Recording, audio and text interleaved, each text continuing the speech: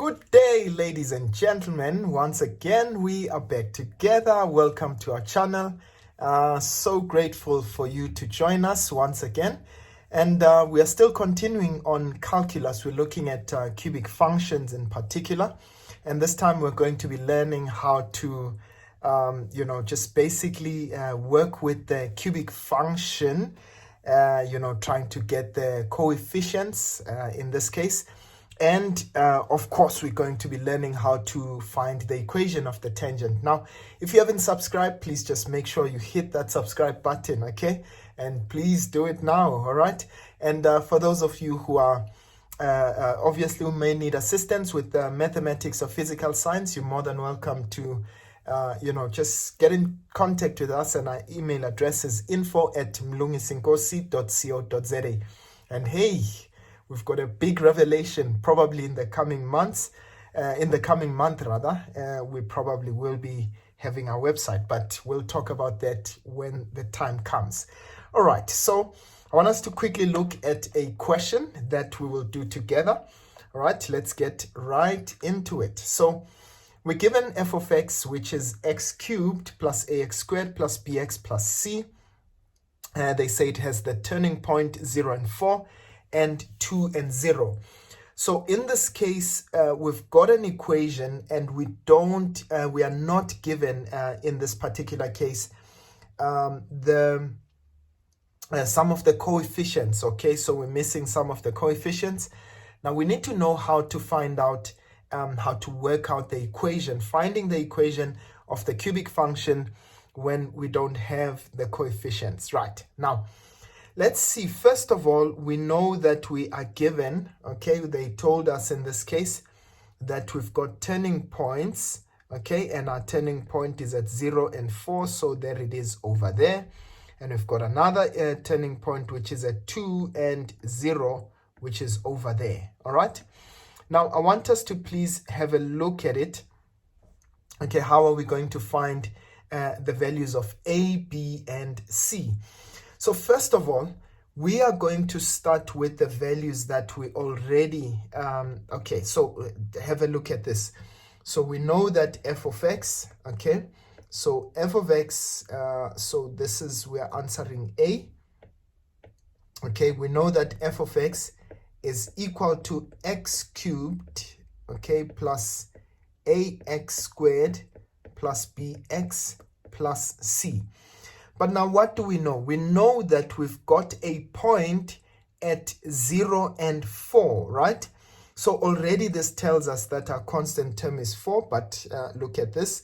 So we know that when x is 0, okay, so we're going to substitute 0 everywhere we see x, plus a times 0 squared plus b times 0 plus c. And we know that when x is 0, y is going to be 4. So we're simply going to work out that equation, and you can see how everything else is 0, and therefore c would therefore be equal to 4. So we're getting our value for c. So meaning that our equation now is going to be, okay, so actually I just wanted to say f of x.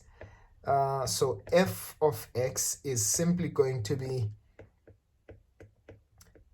ax squared, ax cubed rather. No, actually it's going to be, f of x is going to be, f of x is equal to x cubed plus ax squared plus bx plus 4. So I'm substituting the value of c that we've just found. Now, we also have another point, which is our turning point. We know that when x is 2, y would be equal to 0. So we can substitute that, isn't it?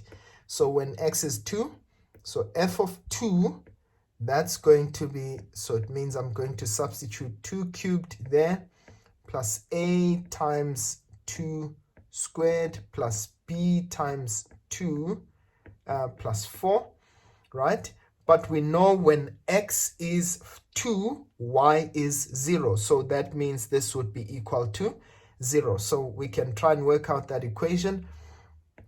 So we know this is going to be 8 plus 4a plus 2b plus 4, and this is equal to 0. So we can simplify that expression into 4a plus 2b, okay, plus let's see, so that's going to be 8 plus 4, which is 12, okay, plus 12 is equal to 0.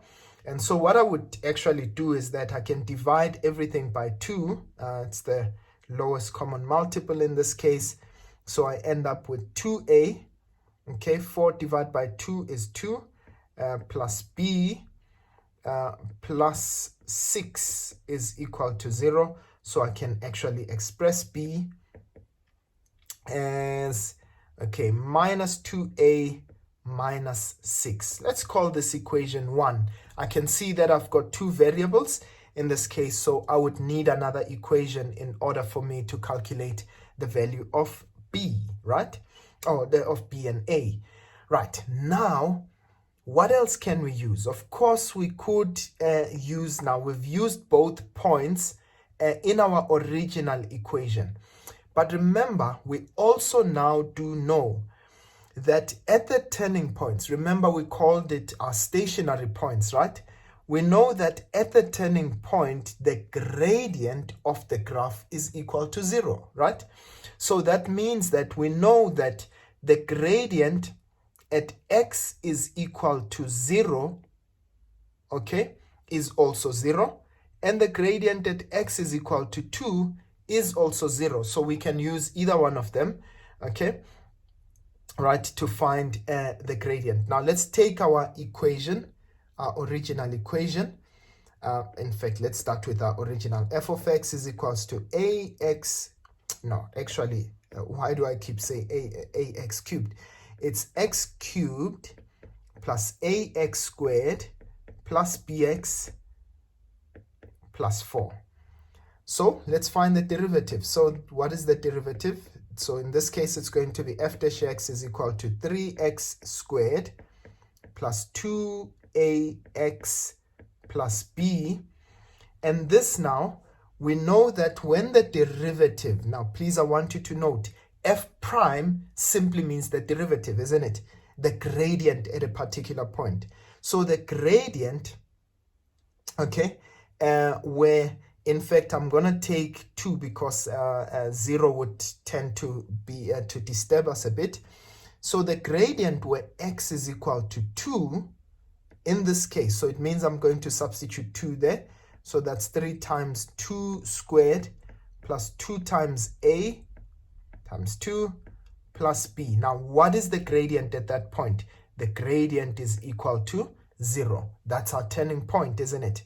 So in this case, okay, we've got another equation. So that's 3 times 2 squared, which is 12 again. So 3 times 4 is 12, plus 4a plus b.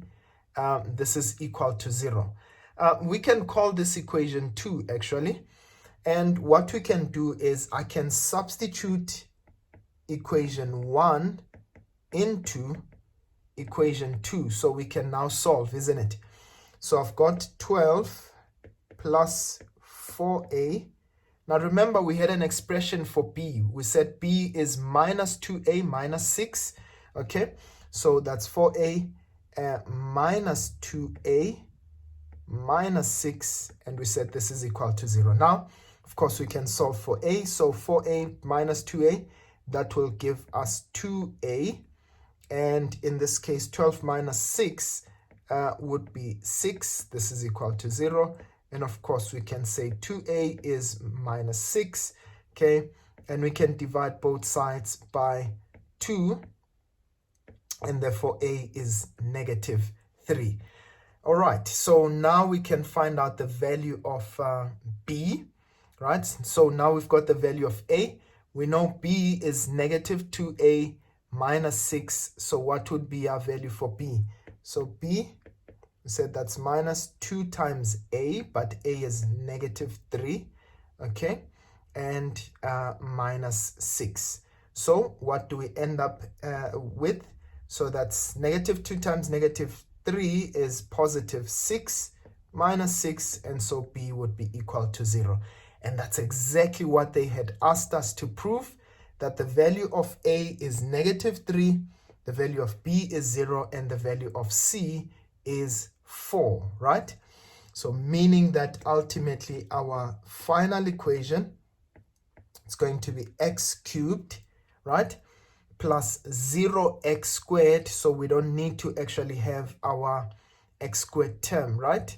0x squared, and then our C, or rather, no, actually A, sorry, so that's x cubed minus 3x squared, okay, and B was 0, so 0x, we don't need to write that, 0 times anything is 0, okay, and that would be plus 4. Okay, so that is our final equation. Right, now they now ask us to find the equation. That's the second question. They say determine the equation of the tangent. Now, someone had asked me to actually specifically do these kind of questions, right? The equation of the tangent at x is equal to 1. Now, ladies and gents, I want you to please listen carefully. Right, so the equation of the tangent, so it means that I am looking for, now the tangent is the line that touches the graph once. So that would be our tangent over there in red, right? So in this case, at x is equal to 1, what would be our tangent over there, right? Now remember, we're not just looking for the just the gradient, but we're looking for the equation of the tangent. So first of all, let's find the gradient of the tangent. Now, how would we do that? It means that we are going to have to find the gradient at that point, at x is equal to 1. How do we find the gradient? Okay, so remember, to find the gradient, all we simply do, so now we are answering B. To find the gradient, f dash x, this is 3x squared, okay, minus 6x plus 0. Remember that the derivative of a constant is 0, right? So 3x squared minus 6x in this case, right? But we want the gradient at which point? At x is equal to 1. So what would be the gradient there? So that would be 3 multiplied by 1 squared minus 6 times 1. And so that becomes, so that's 3 times 1, which is 3, minus 6. And so that would be minus 3. And it does make sense when you look at the shape of our graph, okay, where x is equal to 1, that gradient there would actually be negative, isn't it? But we're not done. So it means that the equation of our tangent, I want you to note this, would be y is equal to negative 3x plus c. Now we need to get the c value. How do we do that? We need to find at least one point at which that tangent passes, okay? So now we're going to find, I want you to please listen carefully, what are the coordinates at that point where x is equal to 1, okay? What would be the corresponding y coordinate? So then we take the original equation and say, well, what is the y value when x is 1, okay? That's going to be 1 cubed, minus 3 times 1 squared plus 4. And so what we get there, 1 minus 3 plus 4, so that would actually give us a positive 2. So which means when x is equal to 1, okay, y is equal to 2, all right? So it means that the gradient, or rather our tangent, passes through the points, the point 1 and 2. So to get the value of c, what I can simply do is that I can now find out, well, when x is 2, I'm taking now the equation of my tangent, y is equals to mx plus c, right? So we said it's y is equal to minus 3x plus c. But in this case, I'm going to substitute the points 1 and 2. So where y is 2 x is 1. So I'm going to say, well, 2 for y is minus 3 times 1 for x, and in this case plus c. And so I get the value of c to be equal to 5. When I take that to the other side, so in this case, it means the equation of our tangent is minus 3x plus 5. I hope that makes sense, ladies and gents, and essentially that is how we get the equation of a tangent. Remember, we find our gradient, okay, at that particular point, all right, and then we find at least one point at which that gradient, where that tangent passes, and that would be obviously by finding the y value in that case. Okay, right, and then the last question. I thought this was a very, very interesting question.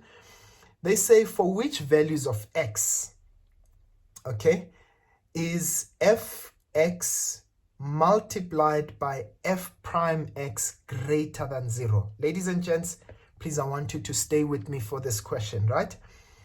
Now, what is f of x, rather, or fx? In that case, it's the y values of the graph, right? So it's the y value of the graph. Now they are asking the question, where would the y value of the graph multiplied by the gradient of the graph be greater than 0? Now, I want you to note, when do we have something greater than 0? Well, when we multiply a negative times a negative, or when we multiply a positive times a positive. So, in this case, we are looking for instances on the graph where both the gradient and let's start with the positive ones, right? So let's start with the y values. So here I'm gonna indicate the y values in green. So where are my y values positive? Okay. So here my y values are negative, negative, and then they start being positive over there. Okay, they are positive all the way there. Okay, so in green, those are my y values, right? And they are positive all the way there, right? Okay, so in this case, those are my y values. But what about my x value? What about my the gradient? So I'm gonna indicate the gradient in yellow, right? Now remember, positive gradient. Okay, so the steepness of the graph, I can see here my gradient is positive. Can you see that? So that's a positive gradient, positive gradient, positive gradient, positive, and then it becomes 0 when it gets to that point where x is equal to 0. And then look at that, now negative gradient, negative, negative, negative, and it becomes 0 again when we get to this point. And again, what happens? Our gradient becomes positive, positive, and positive again. Now, we want instances. I want you to look at this. So for us to solve this question here, we're going to look for instances where both the green and the yellow mark are both positive or are both negative.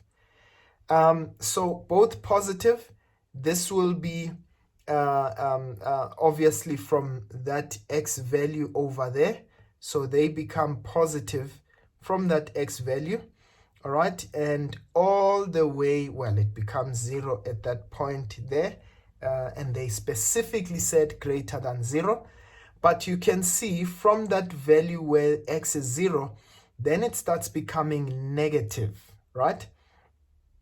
Your gradient actually starts becoming negative. So the one is positive and the other one is negative. So again, it starts again where x is 2, then you've got both of them positive. Now what we need to do first is find that x value there, right? So we're going to do that. Remember in this case, what we did to get the x value, okay? All right, so let's start C. Let's get that x value. So we remember f of x is equal to x cubed minus 3x squared plus 4, right? So we already know one of the factors, because one of the x values is actually a 2, isn't it? So we know that x minus 2 must be a factor. So we're going to factorize this so that we find the other factor. So in this case, we're going to have x minus 2, okay? Now we need to find the quotient, okay? I'm going to teach you a very lovely method that I saw from one of my students, Tseho Fatso Matsimela. Shout out to you, Tseho. Okay, so in this case, the method that he showed me was, well, we can say, well, x multiplied by x squared, times x squared. In this case, we know that will give us x cubed, right? But then he said we can say, well, plus bx here, right? And then in this case, of course, for the constant term, negative 2 times what value will give us positive 4? And of course, that will be another negative 2, right? So in this case, okay, there we have it. So we're looking for bx so that we can be able to find the other points. Right, so now, oh, by the way, we're looking for the x value, so we can say that is equal to 0. So let's find the value of b, and this is how he did it. Said, well, to find the value of b, we already know that we are looking for minus 3x squared. So minus 3x squared is the result, okay? So that's the result, isn't it? But how do we get that result? So we get it from multiplying minus 2 times x squared. So that means that we're going to have minus 2x squared. And then you also multiply those plus bx squared. So I use this method, but I did not explain it in this way. I just love the fact that you can actually see it visually, right? So minus 2x squared plus bx squared, okay? In this case, that should be equal to minus 3x squared. So all we simply do, in this case, I said, well, we've got x squared into minus 2 plus b, right? And we've got minus 3x squared on this side. And so all we can simply do, you can see you've got x squared and x squared. So what that simply means is that b, or rather, let me, so that it's not confusing, it means minus 3 is equal to minus 2 plus b. We can drop the x squareds, isn't it? Right, so you'll see how the value of b in this case, if I take the 2 to the other side, it becomes positive. And so what do we end up with? We end up with b being negative 1. Okay, so now it means that f of x is equal to x minus 2. Now note in this case, you've got x squared minus x minus 2. So what does that mean? Let's factorize this. So it means we've got x minus 2. Okay, taking the factors. What are the factors of 2 such that when you subtract them, they give you 1? Of course, you can see how that will be 2 and 1. So that's 2, that's x and 1. But in this case, the bigger product is 2x. And so as a result, that will be minus and that will be plus.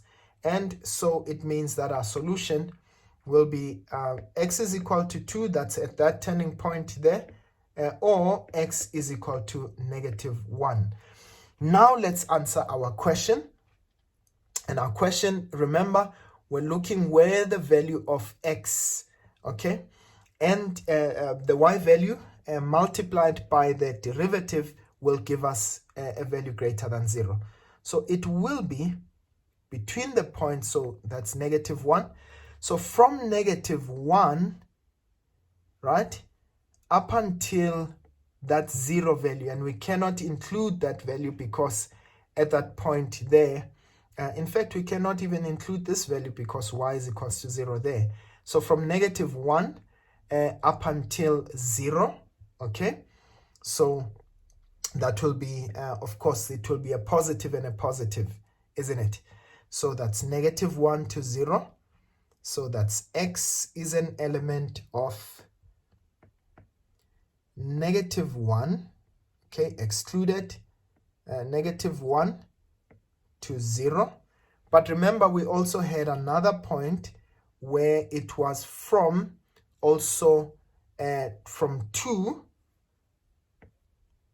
So from 2 up until infinity.